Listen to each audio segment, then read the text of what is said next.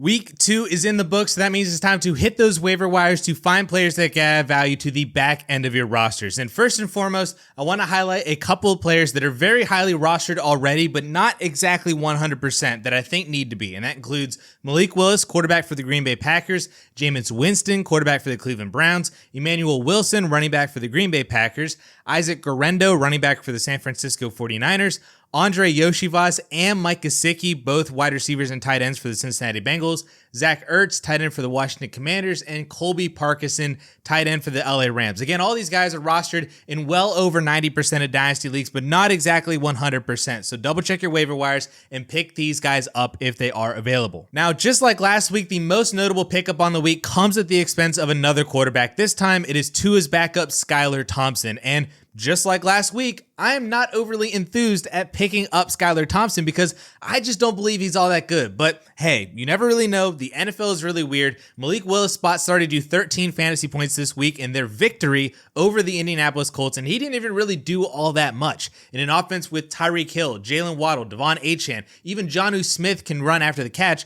All Skylar Thompson needs to do is just throw some accurate bubble screens, some slant passes, and let his receivers do the rest, and that's all we really need for fantasy football. He's a starter, so he needs to be added in Superflex leagues. But I will also take this time to reiterate a pickup suggestion from last week in Ryan Tannehill, once again stressing that quarterbacks will continue to get hurt as the season goes on, increases the chances that Ryan Tannehill signs and becomes fantasy relevant. He's still available in nearly 25% of the Superflex leagues that I am pulling from on MFL, so if you have room by sending someone to the IR this past week, it wouldn't really hurt to stash Tannehill just in case. Now, last week I was not able to talk about Allen Lazard in this video because it dropped prior to the Monday night game, but I can talk about him now. After a massive week 1 performance, Lazard's week 2 was really kind of underwhelming, but the Tennessee Titans defense is pretty solid and even held Garrett Wilson to under 10 fantasy points, so I'm not going to completely write off Allen Lazard as a one-hit wonder just yet. The benefit here is that Lazard has a lot of experience with Aaron Rodgers, and Mike Williams is still working his way back into football after his ACL injury a year ago.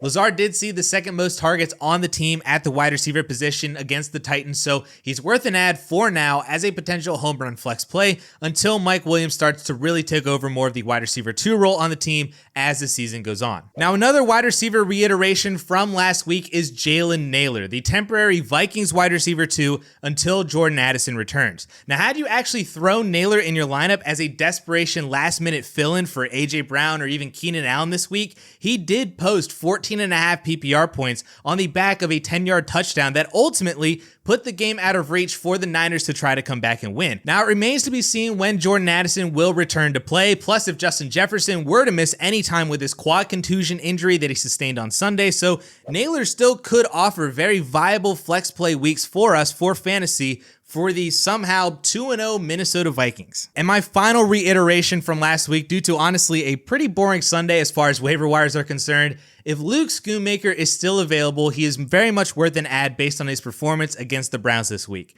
6 targets, 6 receptions, 43 yards, 10.3 PPR points at the tight end position.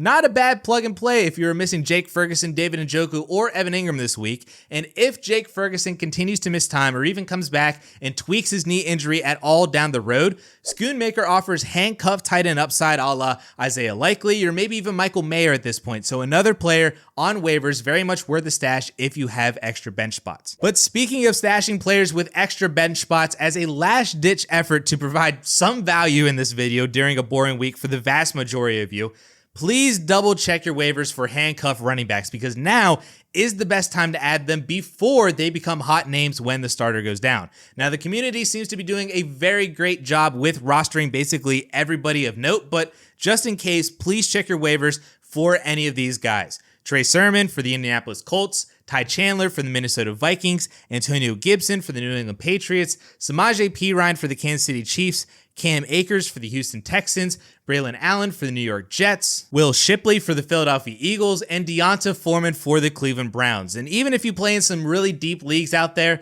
rostering team RB3s could also prove fruitful if you get lucky. So I would also check for some of these guys that I find kind of interesting. Amari DiMercado for the Arizona Cardinals, Ty Johnson for the Buffalo Bills, Sion Vaki for the Detroit Lions, Patrick Taylor for the Niners, Tyler Goodson for the Colts, and Sean Tucker for the Tampa Bay Buccaneers. Again, some of these handcuffs might be already rostered in your league. They honestly should be, but even some of those deep RB3s, if they are available and you have extra bench spots, I think you could do a lot worse than some of these guys by just picking them up and just seeing what happens.